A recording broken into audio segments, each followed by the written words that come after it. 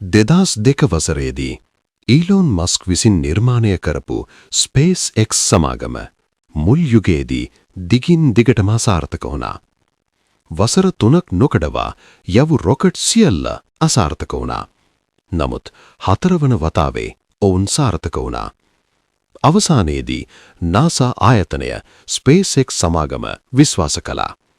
මුල් යුගයේදී සමාගම අසාර්ථක වීම නිසා බොහෝ පිරිසක් විසින් ඊලෝන් මස්ක්ව දැඩිව විවේචනය කළා. මිනිස්සු ඔහුට hina වුණා. බලගතු මාධ්‍ය ආයතන පවා ඔහු සිනහවට ලක් කළා. හැමෝම ඔහු වටා හිඳමින් ඔහුව ප්‍රශ්න කළා.